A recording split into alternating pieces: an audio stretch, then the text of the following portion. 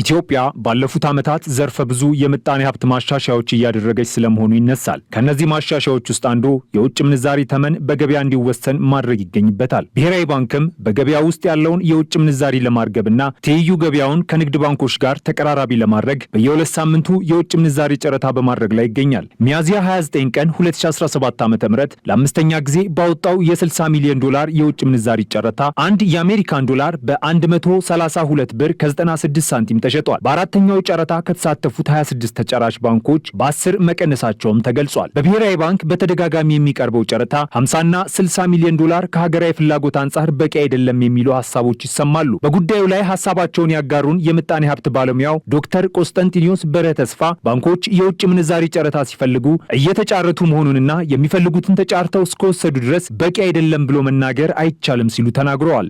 እንግዲህ ባንኮችም የውጭ ምንዛሪ ሲፈልጉ ውጭ ምንዛሪ ሄደው ይጨርሳሉ። ስለዚህ ምናልባት ተጫርተው በቂ ገንዘብ የለም ቢባል አሁን ብሔራዊ ባንክ ባለፈው ጊዜ 60 ሚሊዮን ዶላር ነበር ያጫረተው እና አሁን እነሱ እንደ ፍላጎታቸው ነው ተጠቃሚያቸው የነሱ ደንበኞች የውጭ ምንዛሪ የሚፈልጉትን ያህል ነው ተጫርተው ለመውሰድ የሚፈልጉት እና በከፍተኛ ዋጋ ያቀረበው ባንክ በሙሉ ሊወስደው ይችላል ማለት ነው።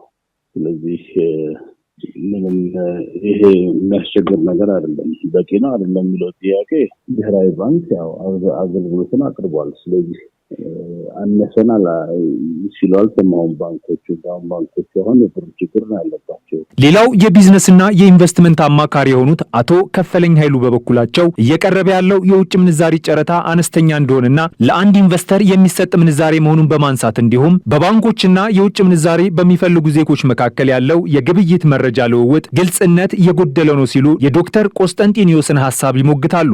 15 ቀን 50 ሚሊዮን ዶላር ማለት በወር ወደ 100 ሚሊዮን ዶላር ማለት ነው። ይሄ የአንድ ባለሀብት ፍላጎት ብቻ ነው። የአጠቃላይ የ120 ሚሊዮንን ህዝብ ጥያቄ ላይ የውጭ ምንዛሪ እንደመመለስ የሚደረግ ጥረት አይመስልም። 100 ሚሊዮን ማለት አንድ ባለሀብት ዝም ብሎ አንድ ከሌ የሚለው ባለሀብት የሚፈልገው መጠን እንጂ በአጠቃላይ የውጭ ምንዛሪ ፍላጎትን ክፍተቱን ለመሙላት የሚደረግ ጥረትም አይመስለኝም፣ ደግሞም አይደለም።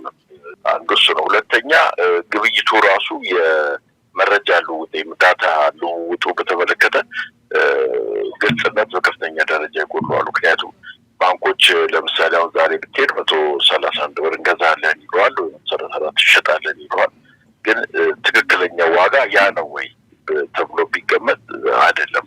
ባንኮች ጋር ስትሄድ ጉርሻ የሚል ተጨማሪ ክፍያ ያላቸው የሚሰጡት ስንት ነው የሚሰጡት? ያ ጉርሻ ስንት ነው የሚባለው ነገር ሁሉ ራሱ አይታወቅም። የውጭ ምንዛሪ ጨረታው እስከ 2017 በጀት ዓመት መዝጊያ ድረስ እንደሚቀጥል እንዲሁም በየሁለት ሳምንት ጊዜያት እንደሚደረግ ብሔራዊ ባንክ መግለጹ የሚታወስ ነው።